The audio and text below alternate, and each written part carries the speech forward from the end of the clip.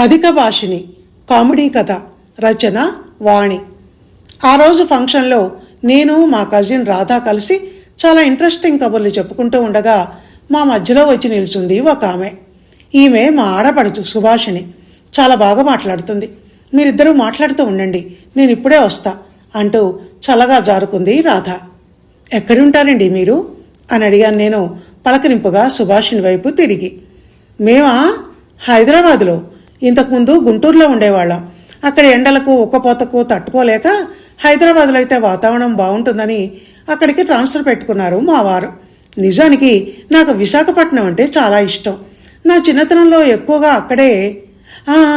మీ చీర చాలా బాగుందండి అన్నాను ఆ ధోరణి నుంచి ఆమెను మరలించటానికి. ఇది ఉప్పాడపట్టు చీర. అక్కడ కొద్ది రోజులు ఉన్నాంగా మేము, అప్పుడు కొన్నాను.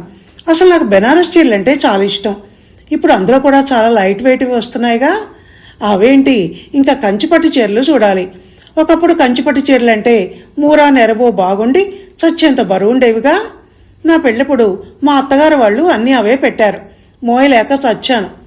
ఇప్పుడు మేము ఉండేది తెలంగాణలోనే గనక ఓసారి పోచంపల్లి వెళ్ళి 4-5 పోచంపల్లి పట్టు చీరలు తెచ్చుకోవాలనుకుంటున్నాను. ఆ ప్రింటు నాకు చాలా నచ్చుతుంది.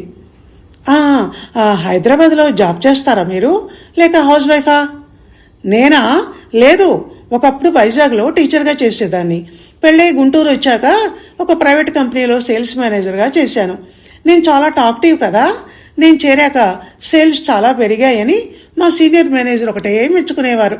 హైదరాబాద్లో కూడా ఏదైనా జాబ్ చేయాలని సెర్చ్ చేస్తున్నాను. కానీ నాకు సూటబుల్వి కాకుండా ఏవేవో చెత్త జాబులు దొరుకుతున్నాయి. ఏం చదువుకున్నారు మీరు? చదువా? ఇంటర్ ఫస్ట్ క్లాస్లో పాస్ అయ్యాను. డిగ్రీ చదువుదాం అనుకుంటూ ఉండగా పెళ్ళయింది. అసలు ఎంఏ చేసి మాస్టర్స్ డిగ్రీ చేయాలన్నది నా కోరిక. మా వారు, నేను ఇంత చదువుకొని ఇన్ని లక్షలు సంపాదిస్తుండగా మళ్ళీ నువ్వెందుకు కష్టపడటం అంటారు. నేను చిన్నప్పటి నుంచి మ్యాథ్స్లో బెస్ట్ స్టూడెంట్ని కదా. అసలు అయితే ఇంజనీరింగ్ చేయాలనుకున్నా, కానీ పిల్లలు పుట్టడంతో అని సుభాషిణి అంటుండగా రాధ వచ్చింది. అయిందా అంది నా వంక చూసి అదోలా నవ్వుతూ. ఇంతలో హలో గీత, బాగున్నావా అంటూ సుభాషిణి ఎవరినో పిలుస్తూ అటువైపు వెళ్ళటంతో, మీ ఆడపడుచు సుభాషిణి కాదే, అధిక భాషిణి, నాన్ స్టాప్ చాటర్ బాక్స్. ఇంకాసేపు అయితే నా చెవుల్లో నుంచి రక్తం వచ్చేది. ఎలా భరిస్తున్నావే తల్లి అన్నాను నేను నవ్వుతూ. ధన్యవాదాలు.